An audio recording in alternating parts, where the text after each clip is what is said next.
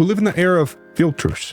We are told to be successful, you have to look successful. You need the perfect suit, the perfect car, the perfect office background on the Zoom. We're told to fake it till you make it. But I want to tell you a secret that the Instagram gurus won't tell you.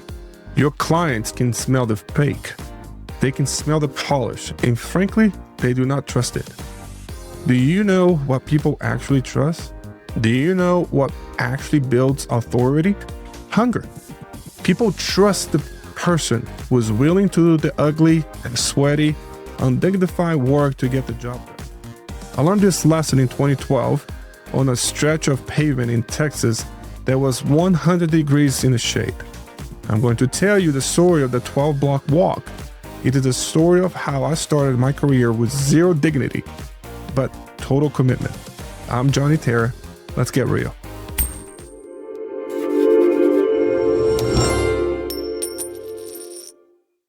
All right, let's set the scene. It's 2012. I just graduated from William Baptist University. I had achieved the American dream. I had a degree in accounting, a job offer at a top firm. I had the office letter. I had the suit. But I was missing one critical thing. I didn't have a car. I didn't have a dime to my name. Now, if you live in New York City or London, you are thinking, so what? Take the subway. But in the Texas Panhandle, public transport is basically a myth. Not having a car is like not having legs. So I faced a choice. The smart choice, the CPA choice, was to delay. I could have called my new boss and said, hey, I need to push my start date back 3 months. I need to save up, buy a Honda, get insurance, and then I can show up looking like a professional. That would have been safe. That would have preserved my ego. But I didn't have 3 months. I had rent due. I needed that paycheck like right now. So I looked at Google Maps. My apartment was exactly 12 blocks from the office. On a screen, 12 blocks look like a little inch. It looks easy. But in July, in Texas, 12 blocks is like an oven. We are talking 95, 100 degrees dry, dusty heat. So I developed a system, a messy, ridiculous system. Every morning I would wake up and put on my costume, the slacks, the starch white shirt, the tie.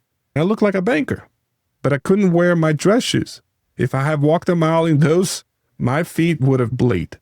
So I put my old beat up running shoes, and I took my nice leather dress shoes and I threw them in this old white mesh laundry bag I had kept from my college basketball days. So imagine this image.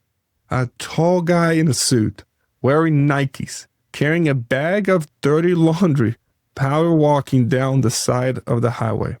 Cars were whizzing past me. People in their air conditioning bubbles, drinking coffee, listening to the radio.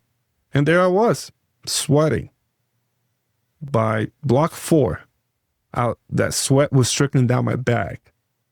By block 8, my shirt was sticking on me. And the internal monologue was brutal. I kept thinking, you look like an idiot. This is so unprofessional. What if a client sees you? What if my boss drives by? I was terrified of being exposed as the guy who couldn't afford a car. I would get to the building 30 minutes early, specifically so I could sneak around the back service entrance. I would sit on the concrete steps next to the dumpster. I would wipe my sweat off my face with a towel I brought. I would switch my shoes. Running shoes goes in the back. Dress shoes goes in the feet. Hide the bag under my desk. Take a deep breath. Walk in. Good morning, everyone. Man, I did this for weeks.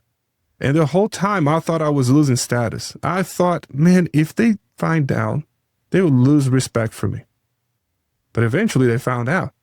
My coworkers saw me walking in the rain. They saw me changing my shoes on the steps. And do you know what happened? They didn't laugh. They didn't fire me.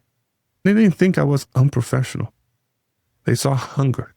They saw a guy who wanted the opportunity so bad that he was willing to suffer for it. They realized that if I was willing to walk through fire just to get to work, imagine how hard I would work once I sat down at the desk. That laundry bag didn't destroy my authority. It built it.